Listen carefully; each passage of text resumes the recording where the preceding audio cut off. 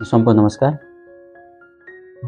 जीवनमा सदैव हामी भन्छौँ जति सकिन्छ निरन्तर खुसी रहने कुनै जादु होइन, तर सही दृष्टिकोण र बानीहरू अपनाउँदा जीवन धेरै सकारात्मक र हल्का महसुस हुन्छ। म यहाँहरूलाई चाहिँ केही सरल व्यवहारिक र प्रभावकारी उपायहरू प्रस्तुत गर्न चाहन्छु जीवनमा खुसी हुने। जीवनमा सधैँ खुसी रहने अत्यन्त उपयोगी उपायहरू। छोटो कुरामा खुसी हुन सिक्नु। ठुलो सफलतामा मात्र खुसी खोज्ने हो भने जीवनमा खालीपन महसुस हुन्छ। बिहान सूर्य देखिनु, मनपर्ने चिया पिउनु, परिवारसँग हाँस्नु खेल्नु, सानै उपलब्धिमा मनाउनु, यी सबैले दोहोर्ने खुसी बढाउँछ। कुरा मनभित्र नथाम्नु, बोल्नु र व्यक्त गर्न सिक्नु। दुःख, तनाव, रिस सबै मनभित्र राखिरहनु नै दुःखको कारण हुन्छ। विश्वासिला साथी वा परिवारसँग कुरा गर्नु, नबोल्न सकिने कुरा डायरीमा लेख्नु, बोल्न नहुने कुरा डायरीमा लेख्नु गर्न सकिन्छ। सोच दृष्टिकोण बदल्नु। खुसी धेरै जसो मनको फिल्टर हो। समस्या देख्ने होइन, समाधान खोज्ने बानी विकास गर्ने। असफलतालाई पाठको रूपमा लिने, तुलना कम र कृतज्ञता धेरै दिने।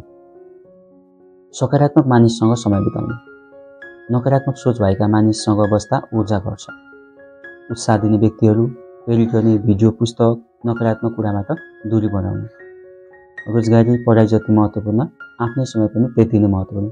रोजगारी र पढाइ जति महत्त्वपूर्ण हुन्छ, आफ्नै समय पनि त्यति नै महत्त्वपूर्ण हुन्छ। जीवन केवल कामका लागि होइन।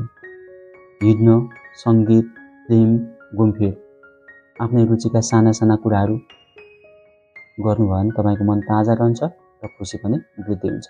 शारीरिक स्वास्थ्य बराबर मानसिक खुसी। जस्तो शारीरिक स्वास्थ्य स्वस्थ शरीर भयो भने तपाईँ चाहिँ मानसिक रूपमा खुसी हुन सक्नुहुन्छ। जस्तै पर्याप्त निद्रा, स्वस्थ खाना, नियमित व्यायाम, ध्यान, योग, यिनले के गर्छ दिमागमा खुसी हर्मोन बढाउँछ। सेरोटोनिन भन्छ, जुन बढाउँछ। अरूलाई खुसी पार्नु पनि आफूलाई खुसी दिने तरिका हो। अर्को, कसैलाई सहयोग गर्नु, राम्रो शब्द बोल्नु, मुस्कान दिनु, यति सानो कामले पनि मुटु हल्का हुन्छ र तपाईँको मनमा चाहिँ ऊर्जाशील जीवन सुरु हुन्छ र खुसी पैदा हुन्छ। आफूलाई धेरै दोष दिनु भएन। आफूलाई धेरै दोष नदिनु। सबै गल्ती गर्छन्। कहिलेकाहीँ कमजोरी हुन्छ, कहिले उदास हुनु सामान्य कुरा हो। आफूलाई पनि माया गर्न सिक्नु, यही ठुलो खुसी हो। आफूले आफूलाई माया गर्नु पर्यो।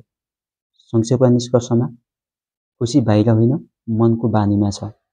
तुलना कम गर्ने, कृतज्ञता धेरै दिने, स्वस्थ बानीको विकास गर्ने, मनका कुरा व्यक्त गर्ने, सानै क्षणहरूमा पनि रमाउन सिक्ने। जब तपाईँ आफैलाई माया गर्न थाल्नुहुन्छ, जीवन आफै रमाइलो महसुस हुन्छ। त्यसैले गर्दाखेरि खुसी रहन यी उपायहरू अपनाउनु भने अवश्य पनि तपाईँ केही हदसम्म चाहिँ खुसी हुन सक्नुहुन्छ। भिडियो जस्तो लाग्यो जस्ताको त्यस्तै कमेन्ट सेक्सनमा कमेन्ट गर्नुहोला र राम्रो लागेमा सेयर गरी साथीहरूमाझ पनि पुर्याइदिन हार्दिक अनुरोध गर्दछु। र आगामी दिनमा पनि यस्तै खालका सामग्री मेरो च्यानल ज्ञानगुणका कुरा मार्फत हेर्न चाहनुहुन्छ भने अवश्य पनि सब्सक्राइब गरी सँगै रहेको घन्टीको बेल आइकनको अलमा क्लिक गर्न नबिर्सिनुहोला। है त, आजको लागि मेरो प्रसङ्ग यही बित्न चाहन्छु। हस्त नमस्कार, धन्यवाद।